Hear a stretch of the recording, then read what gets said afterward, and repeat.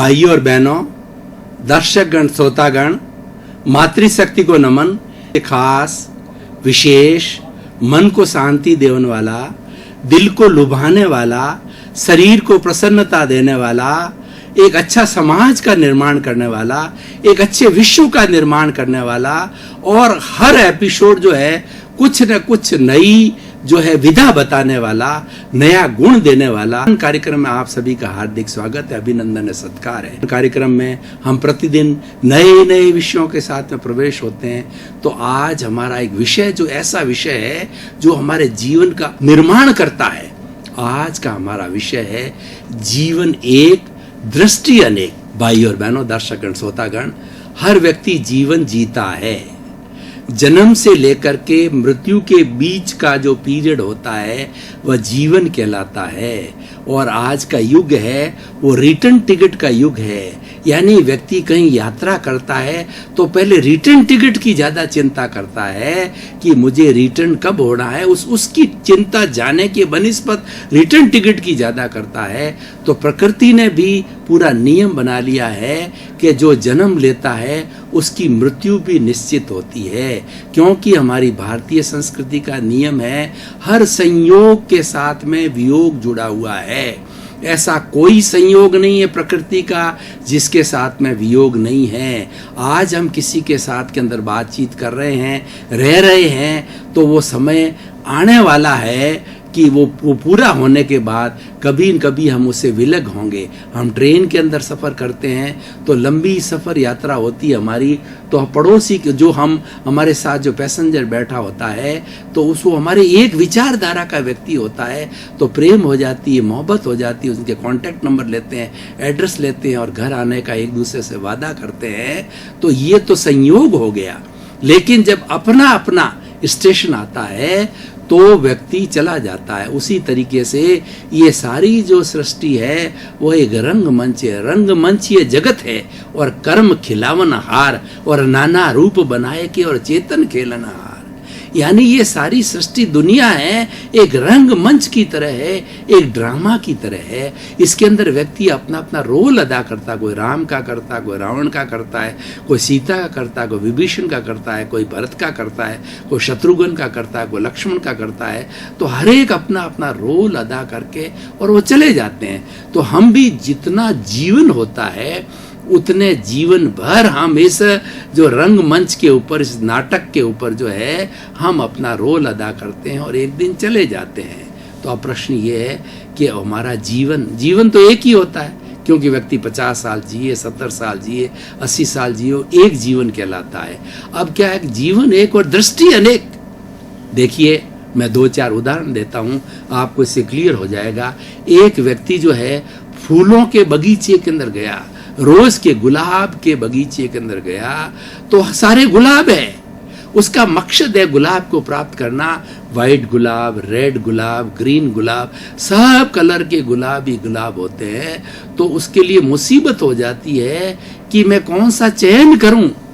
चयन करना उसके लिए बड़ी डिफिकल्टी हो जाती है। तो यहाँ पर जीवन एक, दृष्टि अनेक। तो उसी तरीके से हम जीवन कैसे जिए, अनेक दृष्टियां हमारे सामने आ जाती है। हमारे लिए कठिनाई हो जाती है कि हमको कैसा जीवन जीना चाहिए। ये बात अवश्य है कि हमने जो पूर्व जन्म के अंदर जो कर्म किए हैं, जैसे हमने भाव बीज डाले हैं, जैसे हमने कॉजेस बीज डाले हैं, जैसे हमने कर्म बीज डाले हैं, वो इस जन्म के अंदर हमारे कर्म फल और कर्म परिणाम मिलते हैं। हम उसके अनुरूप कार्य करते हैं, लेकिन हमको पता नहीं है कि हमने पिछले जन्म के अंदर क्या कॉजेस डाले हैं। तो इफेक्ट तो हमको मालूम पड़ रहा है, कॉजेस को हमको पता नहीं है, और वो इफेक्ट को हम भुगतते हैं। इफेक्ट को हम जो है वो इफेक्ट को हम जीवन के अंदर धारण करते हैं। तो भाई और बहनों, दर्शकगण, श्रोतागण, दूसरा उदाहरण देता हूं। कोई व्यक्ति मॉल के अंदर चला गया। मॉल के अंदर हालांकि उसको एक पर्टिकुलर आइटम खरीदना है घर के लिए, मान लो समझ लीजिए कि कोई एक आइटम उसको खरीदना है, लेकिन उस आइटम की सैकड़ों वैरायटी है वो उसको वो चयन करना उसके लिए भारी पड़ जाता है। एक ही आइटम की सैकड़ों वैरायटी है, उसके लिए चयन करना भारी पड़ जाता है। उसी तरीके से आप देखिए कि अन्य हम जो है वो दुकानों के अंदर जाएं तो एक ही वैरायटी, एक ही चीज़ की कितनी कितनी वैरायटी है, तो चयन करना मुश्किल हो जाता है। तो उसी तरीके से बच्चा जब जन्म लेता है और माँ उसकी प्रथम पाठशाला होती है, माँ उसको जो है पहला शब्द सिखाती है, इसीलिए मदर टंग कहा जाता है। माँ उसको तुतला तुतले रूप के अंदर जो शब्द सिखाती है, अ आ ई ऊ सिखाती है, तो वो मदर टंग कहलाती है। वहाँ से वो सीखता है, संस्कार लेता है, उसके बाद बड़ा होता है, स्कूल जाता है, पढ़ाई करता है। अब जब उसमें थोड़ी समझ आती है, यानी ये जो हमारी शिक्षा का जो निर्धारण किया गया है वह भी ऐसे किया गया कि बच्चे में समझ आती है।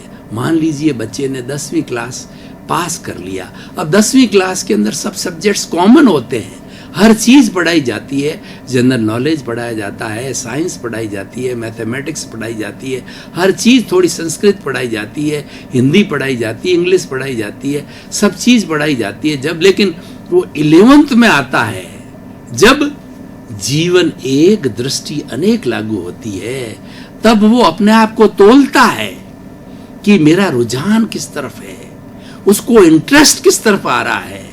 उसको इंटरेस्ट वैसे 10th में ही मालूम पड़ जाता है, साइंस के अंदर इंटरेस्ट है, साइंस बायोलॉजी अच्छी लगती है, साइंस मैथमेटिक्स अच्छी लगती है, कॉमर्स अच्छी लगती है, आर्ट्स अच्छा लगता है, या आर्ट्स के अंदर भी देख के मैं सरल आर्ट्स को करके IAS IPS जैसी जो है वो कॉम्पिटिटिव एग्जामिनेशन को दूंगा।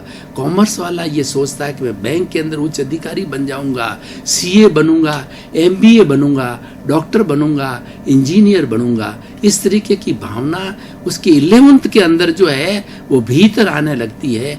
अनेक दृष्टियां हमारे सामने हैं, कितने कितने कोर्सेज और कितनी कितनी दृष्टियां हमारे सामने हैं। उस दृष्टियों में से हम चयन करते हैं और चयन करने के बाद के अंदर हम निर्धारण करते हैं। जो लोग अच्छे लोग होते हैं, अच्छा जीवन जीना चाहते हैं या अच्छा मेरिट के अंदर आना चाहते हैं, वो बच्चे अपना वहाँ पर चयन कर लेते हैं और अपने मनपसंद का चयन करते हैं। जो थोपा हुआ होता है उसमें इंटरेस्ट नहीं आता, जो मनपसंद का चयन किया होता है वो उस लाइन के अंदर आगे बढ़ता रहता है। और मूल बात जो यहाँ पर दृष्टि अनेक तो है, लेकिन अनेक में से आपको एक को प्राप्त करना होगा। सारी चीजें हम वर्ण नहीं कर सकते, एक व्यक्ति परफेक्ट नहीं हो सकता, एक व्यक्ति एक ही विषय में परफेक्ट होता है। तो आज का हमारा विषय ये है कि जीवन तो एक है, दृष्टियां हमारे सामने अनेक है। उन दृष्टियों में से आप चयन कीजिए कौन सी आपको अच्छी लगती है, कौन सी दिशा में आपको जाना चाहते हैं। अपने आप को तोलिए कि मेरी योग्यता किसके अंदर है, मैं कौन सा अच्छा कर सकता हूं और कौन सा मेरे भीतर इंटरेस्ट पैदा हो रहा है। सबसे बड़ी बात दुनिया के अंदर इंटरेस्ट की होती है। इंटरेस्ट जिस व्यक्ति का होता है वह व्यक्ति ऑटोमेटिकली, चाहे दिन हो, चाहे रात हो, चाहे सर्दी हो, चाहे गर्मी हो, चाहे अनुकूलता हो, प्रतिकूलता, उस कार्य को कर लेता है क्योंकि वो रुचिकर होता है। ठीक उसी तरह से जैसे हमारा रुचिकर भोजन होता है तो रुचिकर भोजन हम तुरंत कर लेते हैं, अरुचिकर भोजन होता है तो हम छोड़ देते हैं, हमको अच्छा नहीं लगता है। उसी तरह रुचि की बात है, रुचि बहुत बड़ी चीज होती है और इस रुचि को तोलना चाहिए। कभी भी थोपी थोपाई रुचि के मामले के अंदर, जीवन निर्माण के मामले के अंदर स्व परीक्षण कीजिए। जो मुख्य मुद्दा आज ये है उसका परीक्षण स्वयं का होना चाहिए और दूसरा हमें गाइडेंस दे सकता है। उसकी वैरायटीज को देखिए, सब लोगों से जो है वो आप सबके विचार लीजिए। जैसे कि मान लीजिए किसी व्यक्ति की बीमारी और लाइलाज है, वो ऑपरेशन करना चाहता है तो 2, 3, 4, 5 डॉक्टर लोगों की एक्सरे के माध्यम से, MRI के माध्यम से या जो कुछ भी उसके पास में उपलब्ध है, टेस्टिंग है, उसके माध्यम से ओपिनियन लीजिए। फिर एक जनरल ओपिनियन बनती है कि नहीं ऑपरेशन ही इसका एक माध्यम, तो वो किया जाना है। उसी तरीके से आप सबके जो सारी दृष्टियां हमारी इस दुनिया के अंदर सब दृष्टियां बिखरी पड़ी है, उस दृष्टि में से आपको अच्छी कौन सी लगती है? हम मॉल के अंदर चले गए, वैरायटी एक है, लेकिन आपकी नज़र जो पड़ेगी, आपको जो लगेगा उसकी मेरिट्स को देख के, डीमेरिट्स को देख करके, उसके फायदे को देख करके, उसके गुण अवगुण को देख करके आप तुरंत सेलेक्ट कर लेंगे। इसलिए भाई और बहनों, दर्शकगण, श्रोतागण, आज का जो हमारा विषय है वो ये है, लक्ष्य निर्धारण का विषय है कि हमको लक्ष्य का क्या निर्धारण करना है। लक्ष्य को निर्धारण करने के लिए तीन बातें हमारी संस्कृति में मुख्य रूप से आती है, ज्ञेय, हेय और उपादेय। ज्ञेय का अर्थ होता है इस दुनिया के अंदर जितनी भी चीजें हैं, अच्छी है, बुरी है, सब का नॉलेज होना चाहिए, उसको ज्ञेय कहते हैं। यानी जानकारी हर चीज की होनी चाहिए। उसके बाद के अंदर अपनी सद्बुद्धि का उपयोग करिए। हे का मतलब छोड़ने योग्य है, मेरे काम की नहीं है। उपादेय ग्रहण करने योग्य है, ये काम मेरे चीज की, मेरे मतलब की है और मेरी कैपेसिटी है, इस कार्य को मैं कर सकता हूँ, तो उसको उपादेय, उसको ग्रहण किया जाना चाहिए।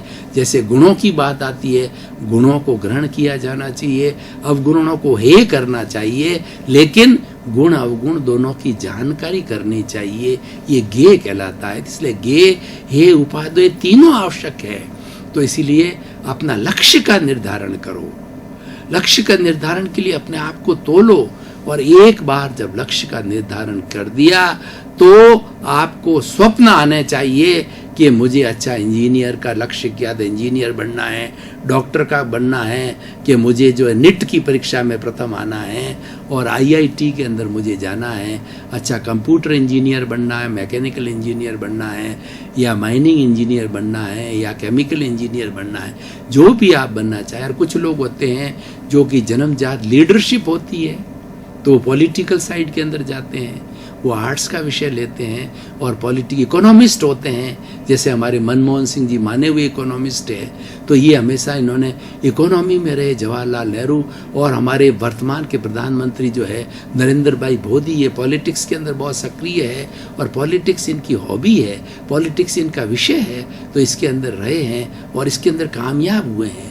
जो व्यक्ति रुचि से कोई भी अपना जो है लक्ष्य बनाता है, उसके अंदर कामयाब होता है, क्योंकि वैसा सपोर्ट वो स्वयं करने जाता है। और ऐसा कहा जाता है कि God help those who help themselves.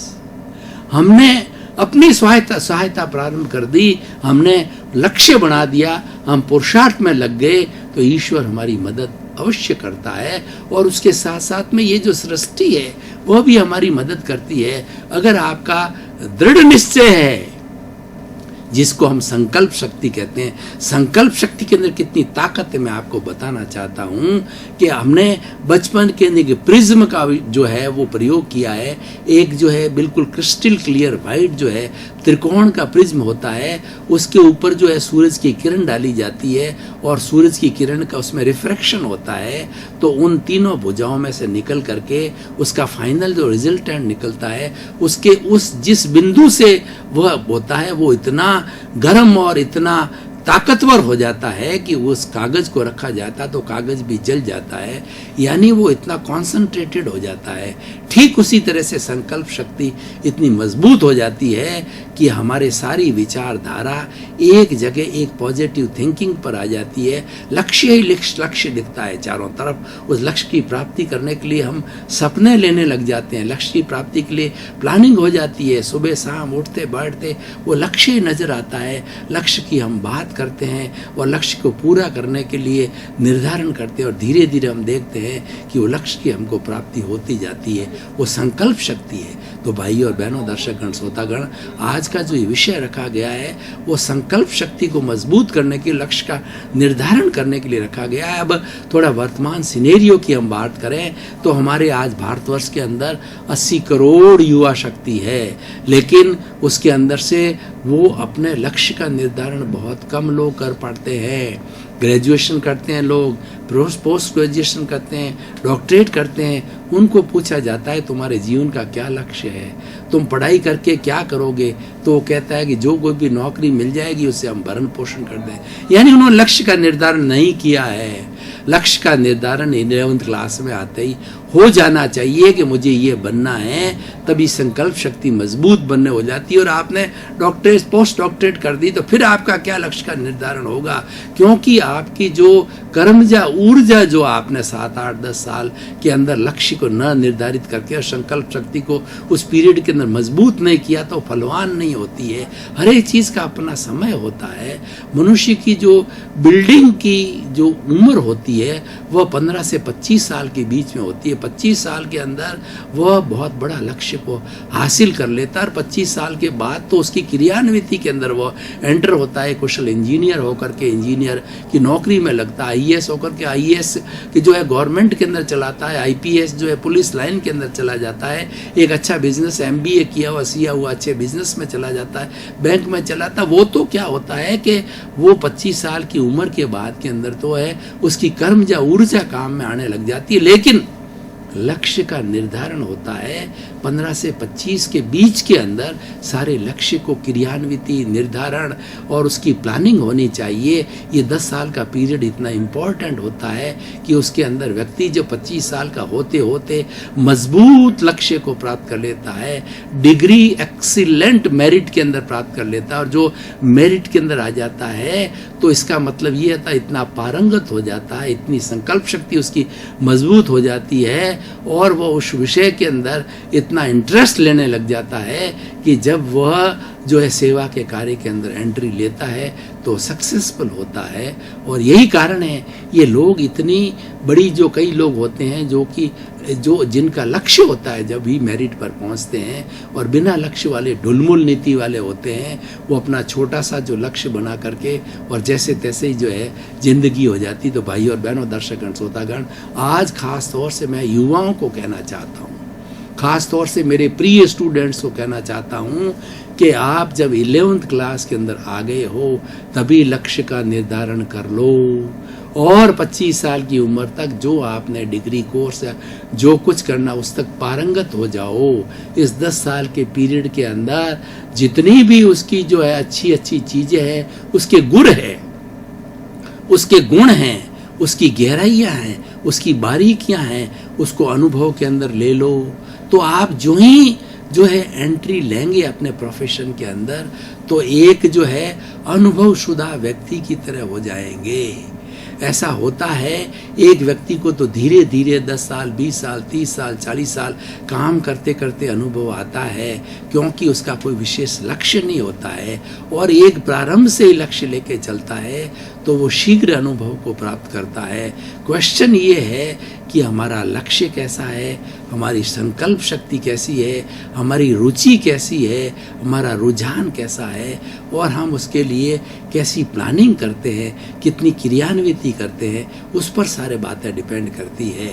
तो आज अगर हमें इस युवा शक्ति का अच्छा उपयोग करना है तो उनको मैं कहना चाहूँगा कि आज का विषय जो है आपके लिए बहुत सुंदर विषय है कि जीवन एक दृष्टि अनेक, उस दृष्टि में से एक दृष्टि को प्राप्त कर लीजिए। जे एगे जाने ते सब्बे जाने, जे सब्बे जाने से ते एगे जाने। जिसने एक आत्म तत्व को जान लिया उसने संपूर्ण ब्रह्मांड को जान लिया और जिसने संपूर्ण ब्रह्मांड को जान लिया उसने एक आत्म तत्व को जान लिया। तो आत्म तत्व एक ऐसा तत्व है कि इसको जान लेने के बाद में निशेष कुछ बाकी नहीं है जानने के लिए। तो उसी तरीके से जो हम अपना लौकिक, दो तरह के हमारे लक्ष्य होते हैं, एक तो लौकिक लक्ष्य होता है, एक पारलौकिक लक्ष्य होता है। तो अभी तक मैंने बात करी जितनी लौकिक लक्ष्य की बात करी कि लौकिक लक्ष्य के अंदर हम जीवोपार्जन है, लोगों की सेवा करने का वो कार्य करते हैं। अब मैं थोड़ा पारलौकिक लक्ष्य की भी बात करता हूँ, क्योंकि जीवन वही है, जीवन अलग अलग नहीं है। जीवन तो एक 60 साल का 70 साल का जितना मिला है उतना जीवन हमारे सामने है।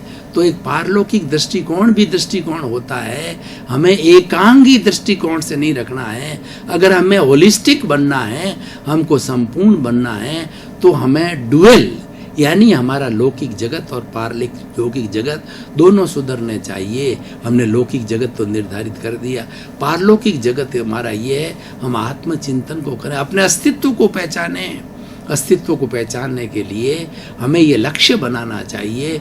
थोड़े समय एकांत में बैठ करके अपने आप से 3 प्रश्न करना चाहिए। मैं कौन हूँ? मैं कहाँ से आया हूँ? मुझे कहाँ जाना है? इसमें पूरा अध्यात्म समाया है। आपको इसके जवाब मिलेंगे कि मैं शुद्ध आत्मा हूँ। मैं कहाँ से आया हूँ? मैं कोई नीची योनि से आया हूँ और मनुष्य जीवन को प्राप्त किया। मुझे कहाँ जाना है? इस जीवन का मैं सदुपयोग करके मोक्ष गति को प्राप्त करना है, मोक्ष को प्राप्त करना है। और जिस व्यक्ति ने मोक्ष को प्राप्त कर लिया, फिर कोई प्राप्त करना शेष नहीं हो जाता है, सारा निशेष हो जाता है, वह संपूर्ण हो जाता है, वो होलिस्टिक होता है, वो पूर्ण हो जाता है। हमारी भारतीय संस्कृति में पूर्णता को बहुत महत्व दिया गया है। पूर्ण वह व्यक्ति होता है जो सर्वांगीण होता है, जिसके पास सभी तरह का अनुभव होता है। तो हम सर्वांगीण कब होंगे? जबकि हमारे जीवन की दृष्टि जो है, बाह्य दृष्टि और आंतरिक दृष्टि है, दोनों का समन्वय करेंगे। दोनों का समन्वय करने से एक अच्छा इंसान बनता है। अच्छा इंजीनियर तो बन सकता है, लेकिन ये जरूरी नहीं कि वो एक अच्छा इंजीनियर बने। हम इंजीनियरिंग करने के बाद, डॉक्टर बनने के बाद में, नेता बनने के बाद के अंदर उसका उपयोग कैसे करेंगे? उसका उपयोग करने के लिए हमारा जो भीतर का जगत है वो हमें बहुत तरह के जो है सुझाव देगा कि लोगों के परोपकार की तरफ उतरिए। आपको तनख्वाह मिलती है, आप इंजीनियर हो, कमा रहे हो, अच्छी बात है, लेकिन उस कमाई के साथ साथ के अंदर लोगों का भला करने की बात सोचिए, परोपकार की बात सोचिए। जिन लोगों के साथ के अंदर आप कार्य कर रहे हो, सबका हित चिंतन होना चाहिए और उसके लिए देखिए उन सब के साथ अच्छा बिहेवियर करने वाला, प्रेम से रहने वाला, सबको भाईवत समझने वाला व्यक्ति कब होगा?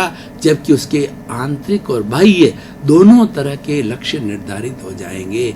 तो हमको केवल एक लक्ष्य निर्धारित नहीं करना है, दोनों लक्ष्य निर्धारित करने हैं। हमारा भीतर का जगत हमें एक अच्छा इंसान बनाता है, बाहर का जगत जो है हमें आजीविका कमाने के लिए करता है। लेकिन आजीविका कमाना एक बात है, समाज में रहना एक बात है, परिवार में रहना एक बात है, लेकिन कैसे रहना, ये भीतर का जगत देता है कि इंसानियत के साथ रहना, मानवता के साथ में रहना। जहाँ भी रहो, जिस पद पे रहो, बड़े से बड़े पद के हो, भारत के राष्ट्रपति बन गए, भारत के प्रधानमंत्री बन गए, तो भी सबको अपने आप को प्रधान सेवक मानना। हमारे जो नरेंद्र भाई मोदी कहते हैं, मैं तो 125 करोड़ लोगों का प्रधान सेवक हूँ, ये अच्छी मानसिकता है, ये निरंकारी मानसिकता है। हमारे अहंकार को कोई जगह नहीं होनी चाहिए। ये निरंकारिता कहाँ से आएगी? ये बाहर से नहीं मिलेगी भाइयों। निरंकार बनने के लिए भीतर जाना पड़ेगा। और आप बहुत बड़े व्यक्ति बन सकते हो, लेकिन आप अहंकारी बन गए तो सबका सर्वनाश हो जाएगा। इसीलिए हमारे ऊपर जो एक बुद्धि होती है, वो हमें, बुद्धि क्या होता है कि हमें ज्ञानी बना देती है, लेकिन बुद्धि के ऊपर भी हमारी प्रज्ञा है, वो हमें पंडित बनाती है। प्रज्ञा कभी भी दोष नहीं करवाती, प्रज्ञा पंडित बनाती है। प्रज्ञा कभी भी अहंकार नहीं करने देती। प्रज्ञा कभी भी जो है वो किसी के साथ के अंदर धोखाधड़ी नहीं करने देती। प्रज्ञा हमें सही दिशा में लगाती है, क्योंकि प्रज्ञा आत्मा की रिप्रेजेंटेटिव है। प्रज्ञा मोक्ष में ले जाने वाली है। बुद्धि तो हमारे शरीर के लेवल पर काम करती है, इंद्रियां है, इंद्रियां के बाद मन है, मन के बाद बुद्धि है, बुद्धि के बाद चित्त है, चित्त के बाद अहंकार है, लेकिन प्रज्ञा सबसे ऊपर है। तो हमें उस प्रज्ञा को जागृत करना है, और उस प्रज्ञा को जागृति के बाद हम एक अच्छे इंसान बन सकते हो। दर्शकगण, श्रोतागण, भाई और बहनों, आपका बहुत बहुत धन्यवाद, साधुवाद, कृतज्ञता। कार्यक्रम को रोज देख रहे हो, श्रद्धा के साथ देख रहे हो, गुण लेने की दृष्टि से देख रहे हो, परिवर्तन लाने की दृष्टि से देखते हो, तो हमारी मेहनत सार्थक हो रही है। सर्वे भवन्तु सुखिनः, सर्वे भवन्तु निरामया कार्यक्रम से सबका भला हो, सबका कल्याण हो, सबको अच्छी शिक्षा मिले। आपके प्रति मंगल भावना, शुभकामनाएं।